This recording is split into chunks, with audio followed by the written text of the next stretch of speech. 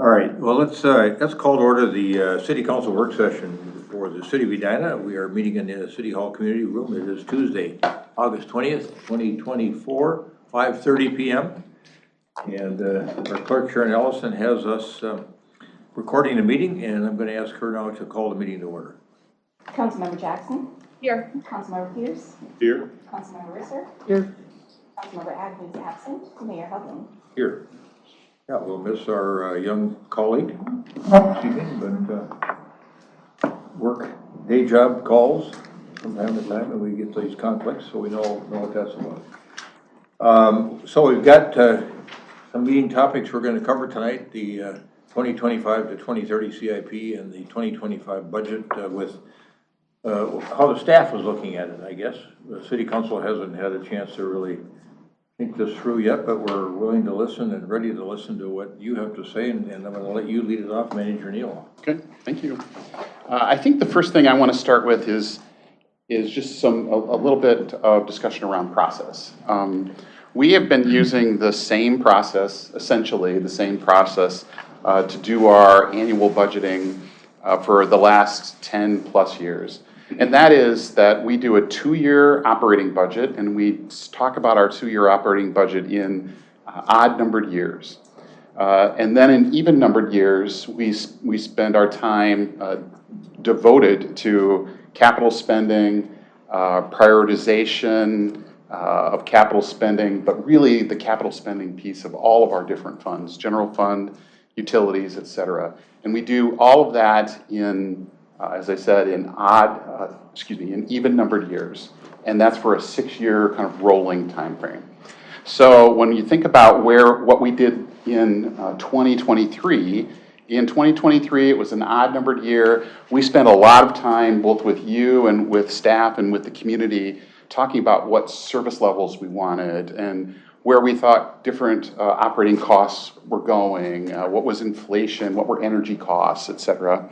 What was it going to cost to increase service levels? And we made some decisions in 2023 to increase specifically public safety staffing levels. We had a couple of other staffing increases too, but really we approved a forecasted budget for 2025 and 2024 that included essentially 15 new employees. 5 new employees in 2024 and 10 new employees in 2025.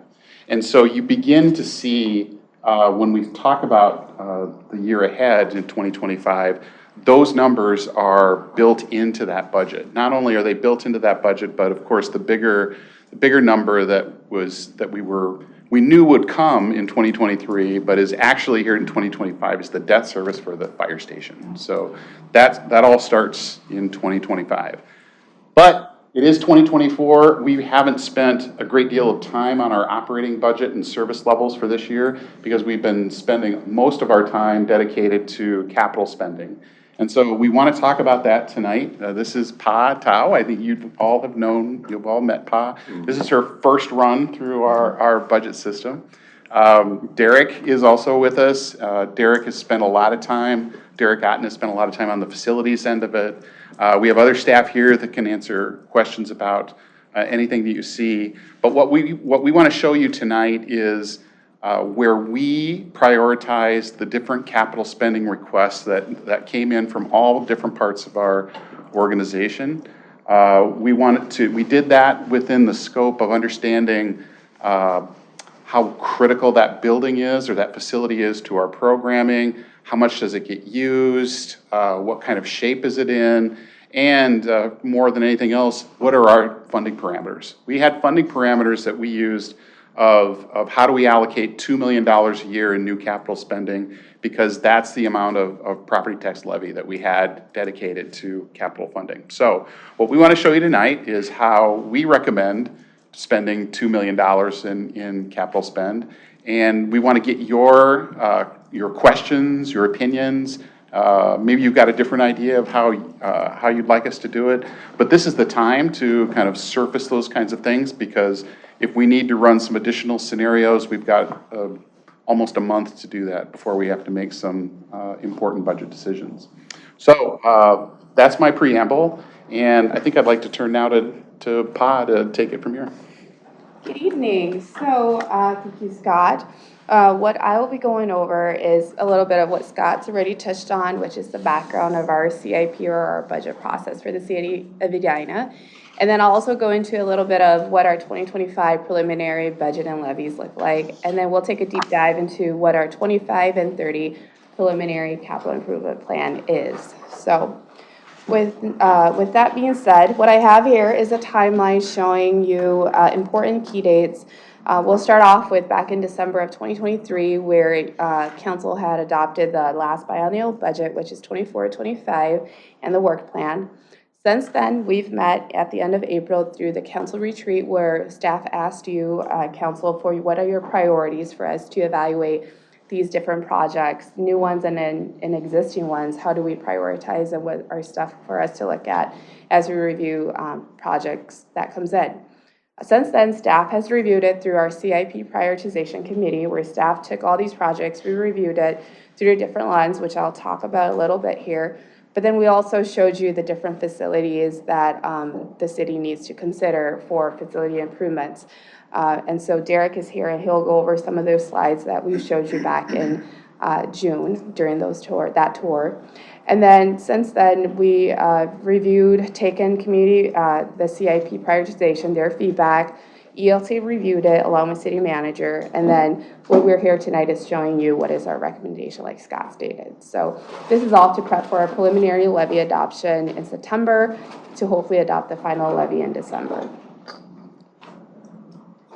So a little bit of into the background. Scott's already touched a bit into it, but just a reminder that the capital improvement plan is a 6-year plan. It's part of our city's strategic policy, which is part of the Vision Edina. And like Scott says, city staff do work with council to develop the 2-year budget plan that you adopt. And then on the even year, we focus more so on the CIP, with the off year being on the operating budget or the next biennial budget. What I have here is a review of where what you adopted back in December of 23 as the first 2 column. 2024 is the adopted. The middle column is what was the original 2025 tentatively adopted budget for 25, which landed at a 13.48% increase. A majority of that increase has to do with the debt service for the new fire station. But then what we are proposing or recommending is a 13.14, which is slightly less than what council had tentatively adopted back in December. This is due to cost saving from our good interest rate that the city was able to obtain for the bond that we just issued not too long ago. With this being said, I want to call out that about 5.46% of this increase is due to, of course, the debt issuance for the fire station and the increase for public safety staffing. Here's just a reminder of the priorities that we received from council back in April at the council retreat. And this picture is actually from that retreat. And so just to call it out, preservation, maintenance, accessibility and inclusion, along with flexibility for future use, are these key priorities that you provided us at that time for staff to consider when evaluating capital improvement projects that comes through. I've stated since then, staff through the CIP prioritization committee reviewed the different types of projects that were submitted, as well as existing projects, through 2 different criterias, one being project justification and urgency, and 2 being through the different lens of our values of how that impact our budget. Since then, staff has also put together a CIP story map telling the residents what is the city of Edina's process for putting together the capital improvement plan. What is the guide for to tell residents what we go through in our process.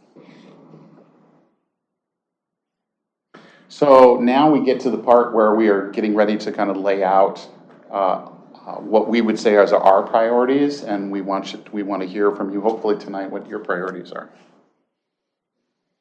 So with this, what I want to show here is just the CIP levy, the history of it, where it was. Previously, back in 2014, we more so funded it through surplus, a more reactive approach versus since 2018, we saw the need for a capital improvement, so then we levied for it. And so since then, we have increased it in 2021, recognizing that there is more that we need to do to maintain and preserve and keep up with our project needs. And since then, what we're showing you tonight, which I'll show you later on, as for us to still do more, there is need for us to do more. So Derek, I'll let you go on for maintenance. Sure. So I'm going to kind of tee off on that first item that Pa had, the preservation and maintenance. We presented this back at the retreat earlier this year. The on-demand maintenance for the city currently, as the end of 2023, is $46.2 million. We're projecting that out in 2027 to increase to $53 million. That is really us maintaining and taking care of the buildings that we currently own and have. Fire Station 2, that's currently under construction, is not represented there, but once it's open and operational in the next year, it will add to that column that we have on the left. I'm sorry, could you please remind me the renewals versus requirements? I looked at this slide, I was a little confused. Sure. So the renewals portion of it is more along the lines of we have an existing piece that's there, right? And it's reaching the end of its useful life. So if we spend money and put money into that part or component, we're extending its useful life, right? So it's not a complete replacement. Some of the requirements portion that's showing those last few years, and it's backdated, is because those are systems that they needed to be replaced, right? We didn't replace them for some manner, shape, or form in some cases, or they're part of a bigger project. But that's a must versus extending of its useful life. It's just expunged. The reason that it doesn't show up that way in the preceding years is because it's just figured into that same column. Okay, thank you. Yeah. So the column on the right shows how the on-demand maintenance is going to increase, and that's quite significantly. You can see that we have up to, in plenty of those years, $10 million or more that's needed to address the needs of the buildings in our portfolio, but that's pitted against that $2 million capital improvement levy that we have. So it really just kind of shows the need to start increasing that as we move forward through the years. Yeah. Another question we've had back at the retreat was, taking a look at a building, if we started at square one, right? And I think this came from our CIP tour. How much does it cost to basically operate a building, but then how much money do we need to put into it on a biannual, annual basis? So I took a look at the Fire Station 2, which is going to be coming online next year. And we start talking about, how much money are we going to be needing just for that building in these kind of milestone years. We look at it the 5, 10, 15, 20-year cycles. And you can see, the first couple of years of operation up to 5 years, it's really pretty minor. It's $15,000, maybe $20,000 here or there for just mostly finishes and some of the niceties that are inside of the building. But then the needs start increasing there out, where we have to start replacing fire alarms and fire sprinklers based on technology or code requirements. And it has a pretty significant price tag, and that just starts ticking up as the building gets older. One of the things we start pointing out is there's also kind of a rolling sequence here. You'll see at the 10-year mark, we have 3 things there that are basically related to mechanical, electrical, and life safety systems. Those roll over again in year 20, right? Because there's a constant 10-year requirement for that. The one thing that I will point out about this slide is when we're making these projections, that's using 2024 dollars. In 2046 or 2044, that $3 million is going to go up quite significantly. I couldn't project inflation that far out. I don't know if anybody can, but we're going to definitely have to be increasing our CIP levy as we move forward to account for those type of raises and increases. And is this hypothetical or? No, actually, I took the numbers that we had for our existing public works building and then looked at some of those requirements for that and then projected them out for the fire station. Okay. Same type of building, a little smaller, obviously, because the public works has got a large fleet storage, but comparable size systems. They both have geothermal systems, so they're very comparable from a. So you'd be able to use this for forecasting purposes? 100%, yeah. Okay. Mm-hmm. Yep. And then I think another question that came up, Carolyn, you had asked this, and you used the Hennepin County example for some of their properties. So what you'll see here is, we kind of took a horizontal axis there and looked at it and said, okay, what year were the majority of these buildings done in? So we took decades and looked at it that way.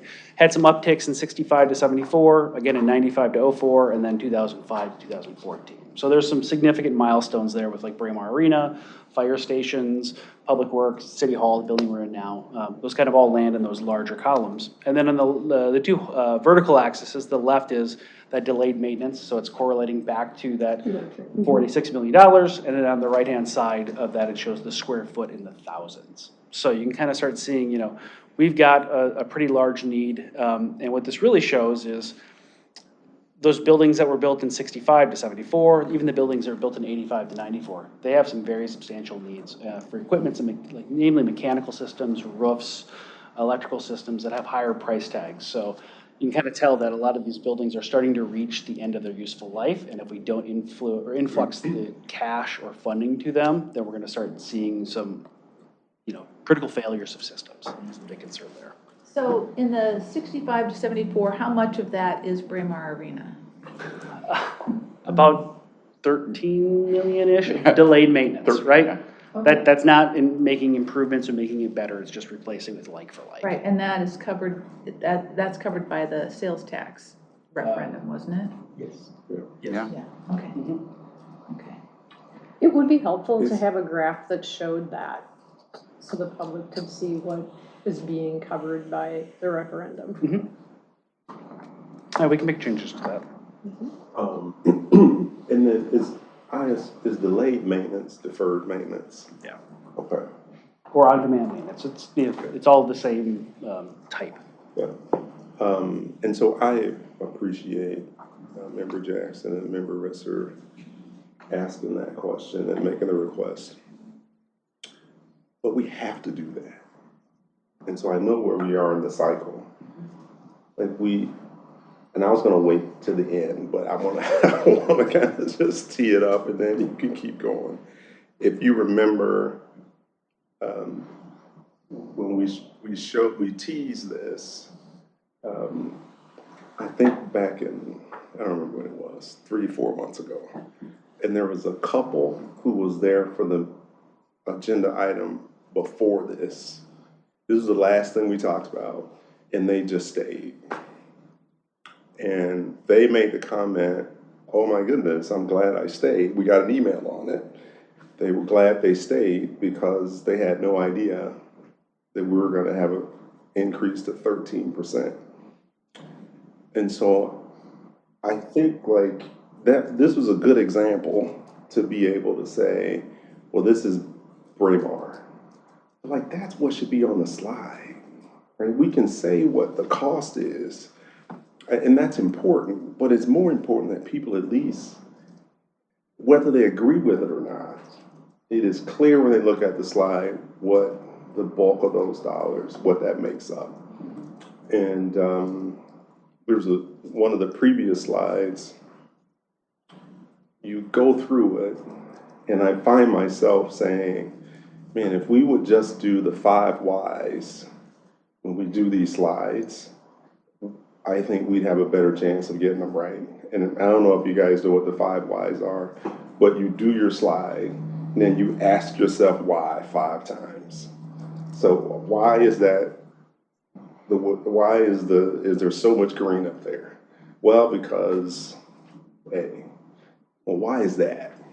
And just keep drilling in until it is so crisp and clear that anybody could look at it and go, all right, those are the things that are in there, whether they agree with them or not. So that's not the point about trying to get an agreement from the residents. It's about them understanding what's in there. And then they'll make up their own mind and we'll get emails, right? That'll always be the case. But we gotta get better at telling that story. So this was prompted, like you said, from a chart that I saw from Hennepin County.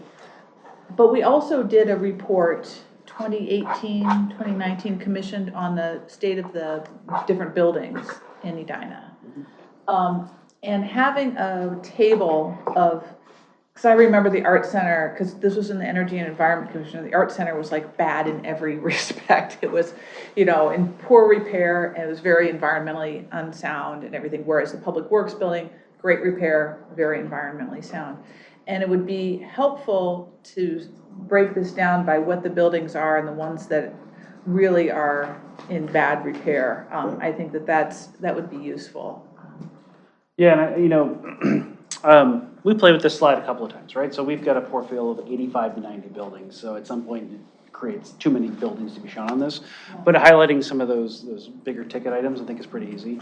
For comparison, like, right, so what you're talking about is a facility condition index, that type of thing. We've done that, and actually we showed that on the original delayed maintenance slide. And there are some buildings out there that are, on that borderline critical type thing. And I think what it really goes to show is, in years past, when we had $30,000 or $40,000 of available funds for the capital improvements, we were not addressing some of those needs at those times. So that's how they fell into that more of a critical status in some areas.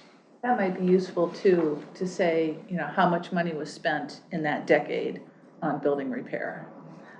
Because if we're looking at, a pretty sizable tax increase, people are like, well, the taxes were lower, but we're paying in a different way. So that might be useful too, to add a slide saying, this is what we paid for repair that year. And some years it was great, and some years it wasn't. Yeah. And I might be, though, as I think about your comment, what I'm talking about is likely not necessarily tweaking this slide. What I'm describing could be a whole different overview of that. And that's what you, in my opinion, you speak to in council, in chambers, because people can consume that information in a way that's easier for them to understand what's what, because this is super complex. And then this is in the appendix or the deeper dive that they can do. And so that might be a slight difference in how I'm thinking about it too. So, but you guys have heard me say this before. I like this slide. All right, so that's great feedback. And I think based off of what Caroline said, previously, we used to just take surplus and then use that to fund our capital needs, right? And so what staff is recommending to you tonight is the usage of two different tools. One is, of course, the more traditional one, where we've since then implemented is levying through tax dollars for construction and equipment needs, alongside the second one, alongside bonding or financing for construction and equipment needs for these projects that will ultimately absorb majority of our $2 million if we were to just do it through the CIP levy. So with that being said, staff has the next few slides. I'll show you the different years as far as what the construction fund CIP levy projects are slated for. 2025 and 26 is shown up here first. We've kept 25 somewhat similar to what council had tentatively approved back in December of 2023, with the retrospective that we did remove $100,000 from that one. It was $2 million, but we removed $100,000 as that it was related to the comp plan, which was not a capital improvement project, but more so an operating expense. So that's why there's a decrease in that levy dollar. Otherwise, in 26, we are showing a $2,205,000 levy. And of course, you also have these details of what the projects are in that packet. And then in 27, 28, staff is recommending an increase to the CIP levy to sustain all the projects that the city needs to work on by increasing the CIP levy 27 to $3 million and 28 to $4 million. And 29 and 30 shown here with the projects, with an increase to the levy at $5 million and $6 million.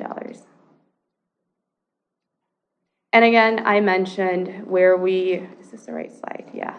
And so I mentioned from forward previously, we just funded our capital needs through relying on the budget surplus at the end of the year, recognizing that there is a need for capital maintenance and capital projects to the city's project needs. And so we saw that there was a need and we increased it steadily over the years. But what we recognize is that in 2025 and out years, we will need to increase this levy to maintain our different facilities as well as to keep going with our project needs into the future. I mentioned the second tool of financing opportunity or bonding for these projects that are too big to rely on the annual levy, CIP levy. These are those projects listed here. And so if we were to keep them to the CIP levy, it will of course absorb that $2 million and more, right? And so what staff is recommending is considering bonding for these projects. And so of course with this, direction from council will be needed for all of them, but more so for 2026, the projects listed in 26, as these will ultimately be 25 projects with an impact to our 2026 debt levy. And What is Public Works cold storage? So there's a facility that is adjacent to the South Metro Police Training Facility or Public Safety Training Facility. And it's more of a metal like shelter that contains all of the excess equipment and things like that that we use to operate the city and our public works. About 4 years ago, the city staff noticed that some of the roof trusses in that building were starting to crack. We call it structural engineering. They came in, they did some minor repairs to it and put a bit of a lifespan on that, saying, you know, we've only got, 2 to 7 years left of this building before we really need to start looking at replacing it. So that $2.3 million is to replace that entire structure as it is. So it's really important to city operations that it's there. And the 30 million for Edinburgh, it'd be great to have like a list of how did we get to 30 million? Yeah, I would really suggest drawing a line between 27 and 28. That 27 and 26 are projects that we have a pretty good handle on. We could give you a lot of detail about what they are and why they are. I think for 28 and 29, those are some projects with substantial impact and cost, and we need to have some more discussion at the staff level too. Okay. So when you talk about Edinburgh, are you talking about the public elements of that building? What are you talking about? Yeah, the public elements of the park, right? The park? Pool. just our stuff, not the park or the hotel or anything like that. Which, at that level, kind of begs a detailed conversation of whether it's worth it. It does. It does have that. I would suggest we have that conversation before we commit to that big of a number for the future. It's on track with what we've done previously with you. So if you recall, we did a real deep dive on Centennial Lakes Park for you. Yep.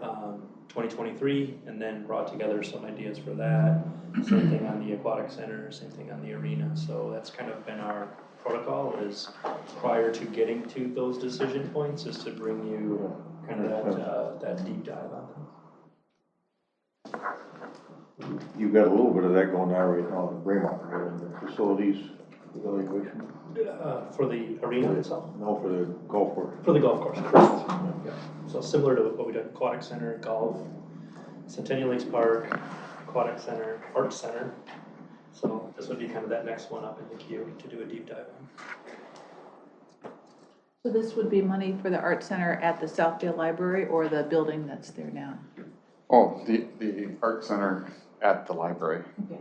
The build out. Yeah. Yeah. Because they'll just Okay, just want deliver, to clarify that. Yeah. they'll deliver us a shell. Yeah, we're trying to put this view of not as much, not put very much money at all into the existing building. And the Residence Inn just went up for sale by Edinburgh, right? Is the hotel by Edinburgh on the market? Going to Yeah. auction. It's going to Yeah. auction? Okay.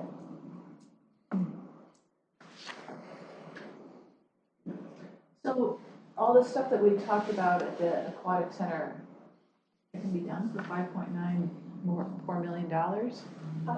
No. Okay.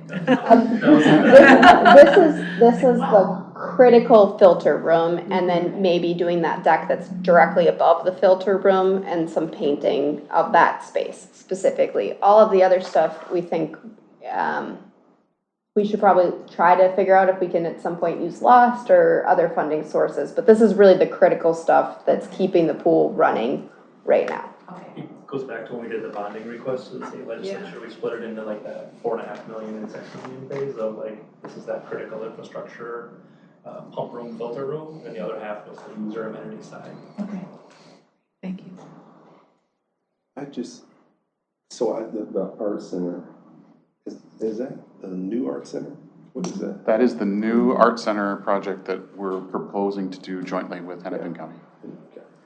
So this would be like the furniture and equipment inside of that. Yeah, there's two things. There was a portion of it that we would help pay for our portion of the overall architecture of the site, and then the FF&E, the furnitures, fixtures, and equipment that would go in it.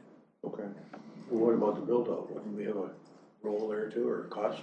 That's the FF&E. So they're actually gonna deliver it to us, and then we have to put our furniture inside of it. And then our annual lease payment I mean, will, we'll only have FF&E on that. Correct. They'll build it out the way we want it built out and then charge Yeah, rent. they'll build the I just HVAC deliver. system for the kilns, et cetera, but we have to buy the kilns to put in. But the interior spaces will come delivered to our specifications? Correct. Our floor plan? Why them? and then they will roll that into the annual lease or monthly lease or whatever the payment is from that point on. So whenever we have this conversation, like, we have the answers to the questions. We just gotta figure out, because that is very helpful to understand. If it's art center, well, here's what it covers, right? The other thing that I'm not sure how you tee this up, but this is just another example of how, as a business leader, I don't know what decisions you're asking me to make, what criteria I use, because this kind of comes through, and I talked about it the last time, and it's, you know, you need to vote yes for this. This is what it is. This is what it is. And I'd like to have a conversation about what my choices are. And so we may not do this, but if the aquatic center is, what did you say, how much of that is the aquatic center? 4.5 million. It would be great to be able to say, well, we can either mothball the aquatic center because we don't want our levy to be at 6 million in 2030. Or you have this bonding slide, we can bond for it, or we can raise taxes. Those are the three things. And I think what's good about that is having that debate or that discussion in the public forum. So right, we get to demonstrate as a city and a council going through those, trying to make tough decisions. And then it just adds more clarity on here's how we landed and here's what we're doing. So I would love to be able to have that kind of a conversation. Last time we looked at budget, you had a pie chart, and I don't remember what the percentage was, but I was using the term like a percentage of this money is kind of a sunk cost, right? It is maintaining current services, so it's not the whole shebang. It's just a portion of it that we would be able to go through some kind of a conversation like that. I would very much say that they're more critical right now for 26 and 27, but I definitely think that you should be having those debates and those discussions as we are projecting out some of these bigger projects and the merits of those projects and what that looks like and how we fund them. That is the perfect thing to be thinking about as we kind of set ourselves up to be in a different position. I think we just need your help. Yeah. To be able to do that, to make sure we have the right information, and frame it in that way so that we can do it. So, I'm sorry, Jill, did you have something? I agree entirely with what James said, and, you know, just thinking about, we've had that calendar of when things are happening, and so tonight, August 20th, we're getting the view from staff, and then we have until the 17th of September to do outreach with our community, and I can, you know, say that I'll meet everyone on Saturday at Patisserie Margot who wants to chat with me in the morning or something like that. But it doesn't really give a huge amount of time to set up outreach with the community. So I really appreciate what James has just said. It would be helpful for me, I mean, I remember a conversation a while back in the community about delayed maintenance. And it was a big deal. And I don't hear so much about that anymore. But I think we're making some huge strides in addressing that. It would be helpful for me to see, you know, so let's go back before the current slide. So what we're funding with the $2 million we have, you know, how much that's taking a chunk out of these green bars, right? So we've got Braemar's going down because of the lost. And every time we put $2 million, you know, where is that bar going down? That would be helpful for me. And then similarly with the bonding, you say, okay, this would go down even more because it looks like, you know, some of these expenses. And then we can say, oh, this remaining bond or chunk is the roof at Edinburgh Park, you know, and repairs that need to be made there. And then we go into the conversation about why are we doing this and stuff. But to me, it's very important to get rid of some of this delayed maintenance. And I feel very strongly about that. So I'd like to see what we're making progress on. Because people are like, what are my taxes going for? It's like, well, your taxes are keeping the roof on the buildings. And that's important because if you don't have a roof, you don't have a building, right? So things like that would be helpful to see how we're impacting those green bars. And so I think you mentioned debt, right? So I think that's a good segue to this next slide here. What I show in the first couple of bars, so in 23, 24, and 25 is more so of our existing debts that we have. And so with this, in the out years of 26 to 2030, is an opportunity as I see it, as these debt for the gymnasium, the fire station, the public works facility, those in the sports dome, as these existing debts falls off, we are able to bring in new financing opportunity for these projects that needs to fund, like the one listing I showed you before. And so with this, it will be for existing projects that's more than just our annual construction levy amounts. And this is another way to look at what does our financial projection look like based off of all the assumptions we shared with you tonight. If we were to take a look at the traditional levy increase as well as financing it through bonding, all those assumptions that we've made tonight, utilizing them to increase our levy and our financial bonding, what does that look like in terms of levy impact and whatnot? So the yellow highlighted ones, those are the levy in those out years that I shared in the earlier slide with the projects. So what staff is showing you here is with the assumption of increasing these levies, as well as also bonding for those bigger projects in those out years, it brings on an opportunity for those out years to not see such a big levy impact, but spreading it across. And so I also want to call out that in 25 and 26, we attribute about 5.5 to like 6.7% of it is due to the public safety expansion.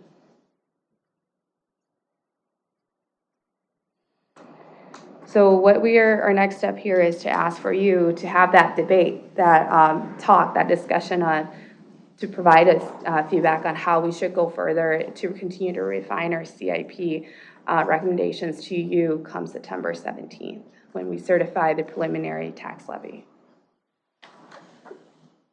So I've got some questions about the public safety dollars. So on the previous slide, I think it would be helpful for me I remember when we talked about the fire station, we saw slides on the number of calls. So I'd like to see those numbers again, both in police calls and in fire calls, and kind of a breakdown of how much that represents crime, how much of it represents just emergency calls, similarly fire versus health emergencies. We're working on that. Okay, good. And then, an overlay of the population growth in that time period. So that would be very helpful for me to do that. And I think those are my questions. What is our topic for the next work session? The what? Well, no, that's a half an hour. Historic preservation, September 7th. is that right? That's September 17th?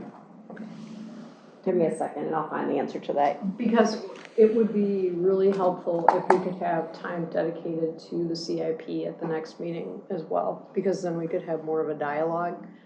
We're getting a lot of information coming to us, and we can, as individuals, really reflect on it, talk to community members, get feedback, but then this is teeing things up for all of us to have a conversation on the 17th of September in council chambers, and I think it would be better if we could have an opportunity to talk again about it in the work session context.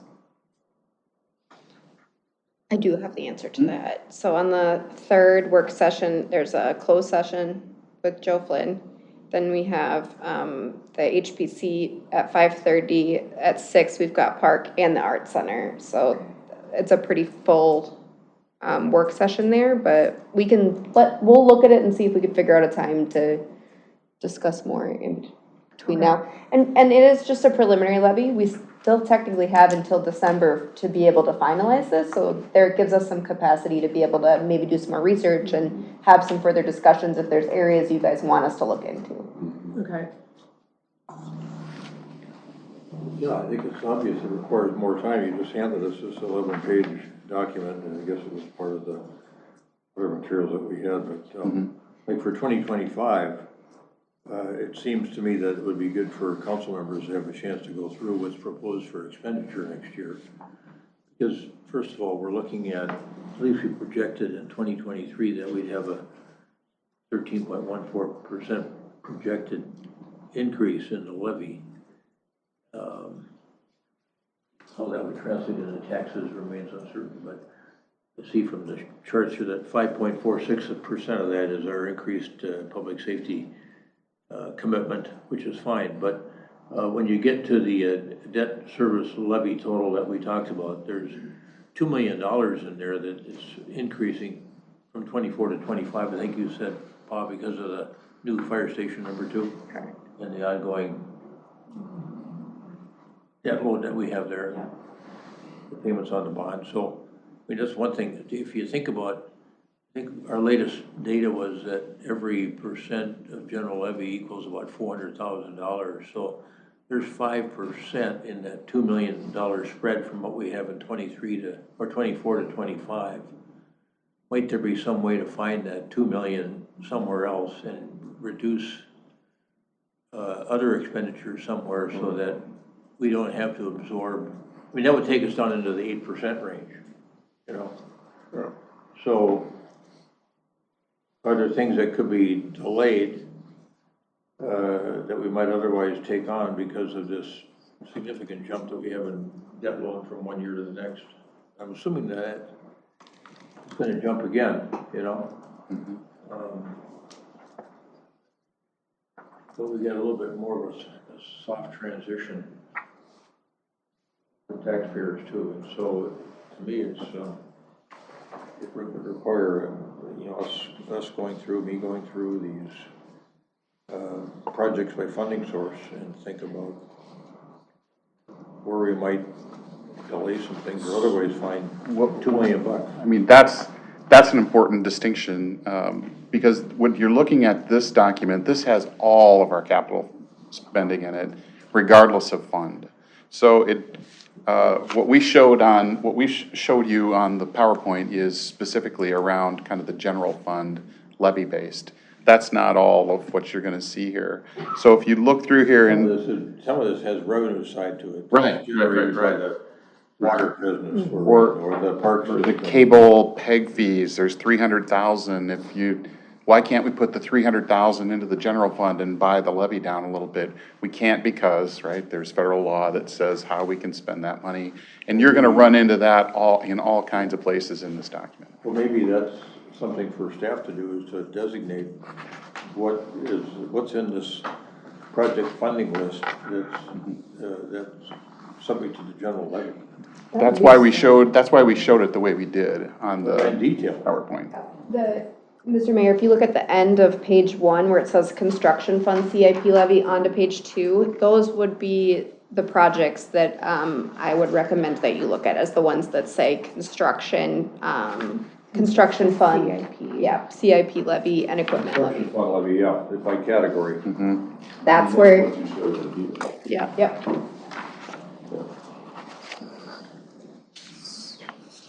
So I wasn't sure, I think maybe you just answered this. So I got confused on, the history slide, where you show the 2 million. And then I was assuming that 2 million was the same construction fund CIP levy slide for 2025. It is. It is. It is. Okay. We just removed, remember I mentioned, we just removed 100,000 of it because we saw Yeah. that was the comp plan. But then when you ask the question, so then you're asking us loosely, what projects do we do, which ones don't we do? We talked about, on here, you've just given us the construction ones that make up the 2 million. And so like I assume, then you got the bonding ones, so we talked about the aquatic center. Is that in here Is that, for 20? No. Yeah, go to the. What about that piece? Yeah, that one of those, you were there, oh well. This one, I'm Keep going gonna, back. keep going back, I'm gonna go to this This. one. Yes, so the aquatic center one, that one is baked into the debt service levy lines for, Debt service. because it's one of those projects that we are proposing that it's too big to fund it through the CIP levy. Which is why you're thinking of bonding it. Okay. So we broke it up over a course of a number of years in order to make it more sizable. Because it would have taken all of your construction fund levy. Yeah. Okay. Regardless of whether it's us or a resident, when you get to page 11 on the grand total of 61.5 million, it would be good, I think, if you had a little summary of what percentage of that or what amount has its own independent funding source outside of the levy. That would, That would be helping people breathe easier. it really would, yeah. And then we look at what projects have the levy as their funding source, and then we can concentrate on those to see, load them into 2025, or can you delay this, to James's point, ask the 5 whys with some of these things. Yeah. I would say, to reiterate what Ari said, Mayor, that the construction fund listing on page 2 through page 3, where it shows the top half, where it starts on page 1, the construction fund CIP levy, and the construction fund equipment levy, those are solely driven by levy dollars. So, so the first two, I marked the construction fund CIP levy at the bottom of page 1. Yep. Then I should we should all mark the construction fund equipment levy on the bottom Correct. of page 2. And that's where it ends? Yes. Everything else has its own independent funding source? special assessments, municipal state aid, utilities, et cetera. Bridge maintenance. The Wooddale Bridge is a historic grant. It's not listed though. Yep, it is, it's on page 3, I'm sorry. I'm looking at page, there's the Wooddale. Wooddale Avenue Bridge, Yeah, historic. but on page 1, Page 1, the bridge maintenance. Oh, there it is. under Bernard. The biggest game changer in all of this is what happens with local option sales tax at the state legislature. if we have the opportunity to be able just to spend what we have already authorized to be collected, it would make almost all of these large park and rec projects possible immediately. So going to the legislature We won't have an answer on that until in May of some year. Yeah. That would be another really good slide, though, to say what Parks and Rec need, because we had the previous conversation earlier this year about alternative funding sources for that. It would be good just to remind people, like, this is what we need. Carolyn's on a good track there, so to have a slide or something that shows what we're asking for in the legislature in terms of money for park and rec projects. What we have asked or what we. What we will ask Right. for in this legislative session, what our bonding requests are going to be, and the consequence of having those bonding requests approved. I think just also the It would show gross both of number those on the things. parks Right. would be, that's. You show both of those. You have the current revenue streams, whatever those are proposed, right? You show both of those. I think that makes sense.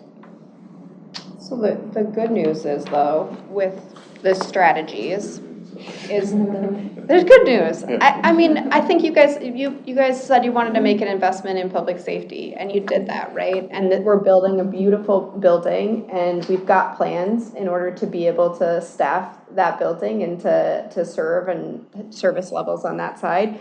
But I also think we have some strategy here that we can talk about, but long-term maybe puts us in a different spot so that you guys have a lot more flexibility in how you go about these projects. And so I think that's a good thing, that we can kind of see the light at the end of the tunnel if we follow through. And it's not a bad thing to have some choices you guys get to make. And that's the tough part, is you guys have some tough choices to make, but we've got all sorts of strategies to help you guys in whatever you need in order to do it. Right. One thing though, the police station, they are so crowded. They don't have a particularly inspirational place for working out. I mean, there's so many things. Where is that in this document? Yes. So if you look at the city, in 2028, we have this phase 1 of City Hall PD improvement. So that will be kind of where we are doing some of the design stuff, figuring that out. And then that would be the phase 1. And then later on in the projected outcomes would be kind of a phase 2 of that project. So we haven't exactly scoped out what everything looks like yet. But our thought process with Fire Station number 3 and City Hall Police Department, that type of stuff, that we're able to kind of start piecemealing that together. Okay, because that is something I really am concerned about. I just hate thinking of how squished they are. Would you say what? Thinking of how squished they are, and they have these curved brick walls that you can't really do anything, which were so trendy when it was built, but yeah. Okay. You know, one thing I get a call on is, just kind of pivots a little bit, but I've had several calls on this issue, is 70% of our budget is labor. And we just talked about hiring 15 more people. How much of a labor force do we need? And shouldn't that be something that we should talk to our residents about? Because our population of employees has grown significantly over the past decade. And it kind of begs the question, I know we've agreed to the hiring. And some of these areas are new areas, like we get a sustainability coordinator. We never used to have that kind of a person that's involved in human rights and relations work. Who's doing all that work, all those things that are important and things that change over time. But are there jobs that have changed over time that are not so important anymore? Well, this could potentially affect employees. I think with 70% of our budget being people, I think we've got an obligation to look at how do we stack up with other cities of a comparable size? And not necessarily just Minnesota, but cities that where they're like us, there's a high level of service demanded from the people that live there. And what does it take to run those cities in terms of personnel? You know, years ago, I remember we were kind of low in terms of the number of people we had. We were really efficient in terms of the number of people we had hired that were running the city, basically. And maybe we still are. I just don't know that, but I haven't seen that data for a while. How we compare total employee count by department with other cities that are comparable to us, or that are like us. And I think you were kind of there when you did, and I can't remember when we did this, but you did a view of services, Right. service levels, and you overlaid labor and other costs to do that. Like that might be a good way to do it. Because I think we should drive everything back to, here's what you're getting for this. And if we think it's too much, this is hypothetical. We could say, you know what? You don't have to shovel the snow on the streets as often as you do. Now, that's one thing that everybody loves. And so here's what that costs, right? So that would never be the case. But the point is being able to tee up. So there's clarity around this is what that costs. And you can have that conversation. If you don't tee it up that way, it's all kind of just hidden in the numbers. So that was one way I think you made a statement earlier about we wanted a better public safety. We wanted some public safety improvements. Well, it wasn't us. It's our residents in our town that are asking to make sure that we keep them as safe as possible. That we deliver emergency medical services as fast as we can. And so in response to reacting to those needs of our residents, we told you, let's hire more police people. Let's build a new fire station that gets emergency medical services people there faster. That's just right in line with what James is talking about, I think, so that people see that, if you demand high quality service, there's a corresponding price for that service. And people have generally been willing to pay it, Data. I think about when in the past, when we've been asked to go to Hennepin County to do dispatching, people said, no way. To do Hennepin County emergency medical, they say, no way. We want our own emergency medical system here because we get the highest save rate in the United States. We're willing to pay for that. So it's just, I think, a matter of being able to thoroughly explain all of these things through your WISE system, like your WISE system, to people, and we'll figure out what direction you're going. And to the extent that it's significant, I don't know in looking at the budget, but I remember last year looking for purposes of IT. So we were buying a lot of software, paying for a lot of software, paying for people to manage the software. That the price of doing business in 2024 means being electronic, right? And I think that that's something I'd like to understand as well. So, Our tech spending. our tech That's a great spending. At that last U.S. conference, we had a presentation on AI being used at the planning department. I think it was in and they cut the report time down from 5 to 6 days to 3 hours. Wow. That's one of the things, just test the report because of the use of AI. Yeah. So, And the costs associated with it, right? So you used to be able to purchase, a Microsoft suite and you'd have it for several years and you'd own it and you pay for it up front. And now it's an annual subscription. So a lot of the modules of how we pay for it have really transitioned and changed, and it's driving up costs. Yeah, so I'd like to see that too.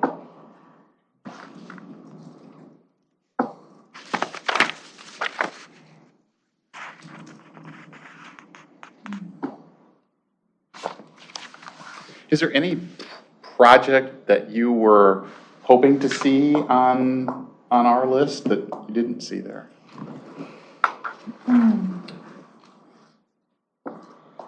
Let's go all the way back to 25, 26, right here. I think we've all been, at least I have been so grateful that our taxpayers said, Yeah, you can use, first the legislature said, go ahead and ask your taxpayers if you can impose a sales tax of .5 cents on folks for 19 years to do all these things in your town that has a regional implication. And to me, it's just a wonderful thing that we'll be able to get all this stuff done basically at half price. Yeah. Because non-residents are paying half the sales tax for these projects that are in our town, being used regionally, but in our town. So I don't know what to say when you ask me, well, what else is on your wish list? So, I'm sorry. Go ahead. There are two things that weren't on here that are always in the back of my mind, and that is the Braemar Clubhouse. It's a mess. But it's very expensive to replace. And the other is, we had talked about using the old art center as maybe a facility for entertaining, family gatherings or something like that. Neither one of those things were on here. I don't know what the need is, so I'm not saying it should be on here, but those are things that we've talked about. Well, we could ask Terry about the timing of the Braemar study, because they've been going through that facility study now. Okay. I believe it's actually in the CIP, it's just currently listed as unfunded. I think we have a lot more work to do on that, about what that looks like and what are some options to pay for that piece of it is. And then the existing art center, we were hoping to address through the master planning of Roslyn Park. Okay. So is this where would it be in this document, the Braemar unfunded? Should have been? No. I don't think we included unfunding. Took it out? We didn't put the unfunded projects in here. Oh, Okay. Okay. All right. Ideally, that might be a great project for Lost if we are able to use that. But if that is something you want to see, in the same way we put Edinburgh in there we could do something like that to be able to show you what the impact of doing a project like that would be and amortize it over time to I think that's something that I would like to hear from the community, the need to have a gathering space. Because, that's something that used to come up occasionally. I haven't heard it for a long time. So, I'm not recommending putting it in there, but I did notice its absence. This is the art center, the existing art center? Either at the art center or at Braemar, because, we've got a meeting space there and there's a restaurant there, but it's not something where I would hold a wedding. But the Minnetonka Community Center is gorgeous, and I would be happy to have a fancy event there. So, but, I'm not a big spender on that kind of thing. I don't have an annual gala. Both things we're actively working on. So. Yeah, okay. Or one we're working on and one we hope to work on with the master planning process. Okay, great, thank you. When I look at this list, I've been doing this for a while, I see that Lewis Park Shelter building replacement, $900,000. I can't help but think about the donor we had about 10 years ago who wanted to give us $500,000 to build it. And it wasn't approved by the city council. We needed a 4/5 vote. Right. Right. And then that money ended up going to Eden Prairie. Yeah. I do want to say Roslyn Park Master Plan is in here. We have it slated under local option sales tax as a placeholder, but of course, like Scott said, we will need to vet that through legislative Okay, action first. thank you, that's helpful. It would be helpful to know when the equipment went in at Alden Park and just, I'm looking at it now and it looks kind of older than what we see in other parks. And I feel like that part of Edina kind of gets ignored. I don't know what we could do for Alden Park. We'll take a look at that. Okay. Is, Derek, is equipment getting better and better so we can extend the life and? You're talking about park equipment? Is that? Any kind of equipment that we're buying, that we use that that mechanism, I mean, you always give it, it's time to replace this pickup truck because it scores X. Right. And we say once it's over X, it should be replaced. Well, can we get more, is there a reason to try to get more life out of equipment that doesn't get to be too cost prohibitive and send us backwards? I would say lifespans haven't really extended. They probably have shrunk in most equipment. That's just manufacturing process types of things. but efficiencies have improved, right? So in the past, a furnace might run at 80% efficiency, and now you can get them up to 98% efficiency. So some of the technologies that we're spending money on and putting in our buildings are lowering our energy costs and some of the other footprints. So, and they all come with their own, trade-offs, right? So some of these pieces of equipment might have a shorter lifespan because of that, or they might have to run it at a harder frequency. I always go back and think of, you go into a house in, the Morningside neighborhood or somewhere in South Minneapolis, and they have the old octopus boiler that was put in the 1910, right? And it's solid as a rock. The engineering is, they're really super simple, and they're still running, right? And then you hear people that replace their furnaces every 5 years, 10 years. It's just, that's the age that we live in right now. Well, we just think immediately about it. Our house, we thought, well, maybe we should get a new washer and dryer. We went over to look, and the guy says, well, what do you have now? We got these old Maytag mechanicals. He said, don't even think about it. Which was kind of counterintuitive for a salesperson. He said, those things, then they have run forever, so. Yeah, So- the equipment is more long-lived. Yeah, so I think that's one of the biggest challenges. We try and weigh those those risks off. And then I'd also say that, when we are making improvements to buildings, one of the things that we work with is the sustainability manager, Marissa Bear, and we really look at how do we make improvements, the like for like versus the higher efficiency model, and we're able to get really creative with some funding sources when we're able to improve those efficiencies in some of those buildings.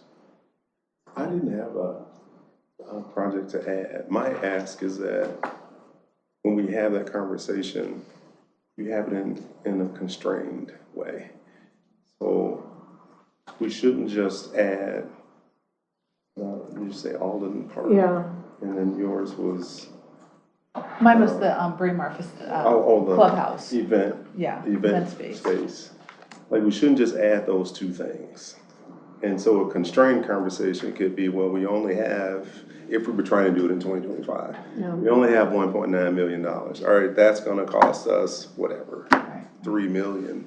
Then what has to come off this list? Very simplistic way of having the constraints, but we have to frame it that way so that we're having a conversation about puts and takes. And I know, Ari, you're gonna say, well, you could forecast that, which would be totally fine, to say, well, maybe if that's something we might want to do, let's throw it in 2035, right? That's totally fine too. Yeah, that's kind of where I was headed. yeah. It would be helpful, though, just to see the projects that did not make the list. Because, just to know and be aware of what is not being funded, I think, because if we're really going to have a comprehensive, robust conversation, we need that information. So to that extent, the report we got 2 years ago, the CIP, has the unfunded things in it. So that's a document that exists right now. Okay. We'll send Maybe you, it there's, hasn't changed at all. yeah, there's probably more There's different stuff. edits to it So. since then. Could be, there'll be some of the same, some are different. We do have it, we just pulled it off because we didn't want you to turn to page, the way that this sheet shows, it adds everything up, including the unfunded. So when, instead of you looking at 61, you'd be looking at 139, right? And so we were trying to, we'll just give us a little bit of time to figure out how to present it to you, but we can send that out, so that you guys all have access to the unfunded stuff as well. One other thing that I just wanted to note here, as you're looking at the construction fund and the CIP levy, and thinking about these projects, is one thing, asset preservation funding that's on here, which is kind of a big chunk that we have every single year.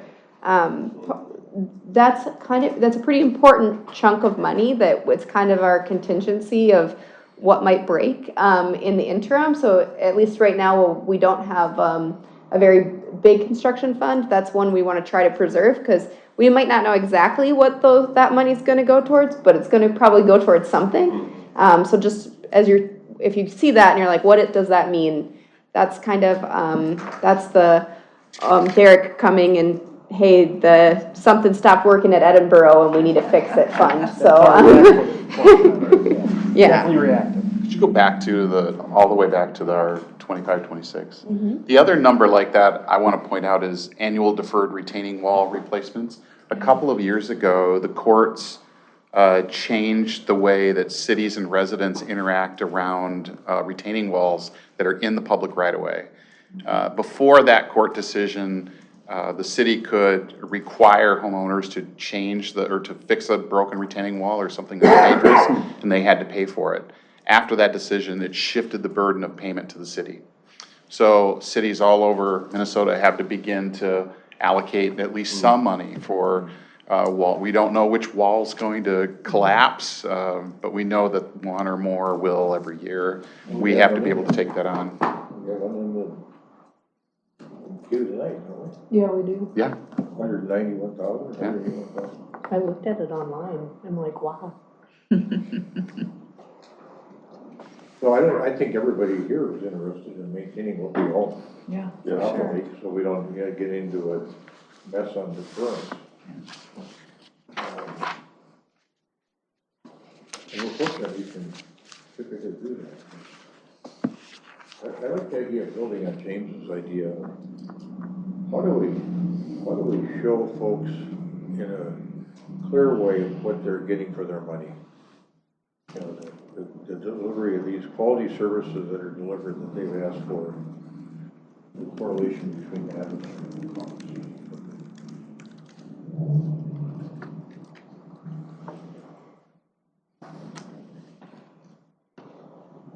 Building that story, I guess. And I think there's a good story there to tell.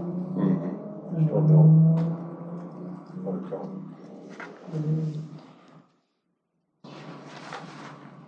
We can work on that. Okay, so. That's all we've got for you tonight. All right, that's plenty. And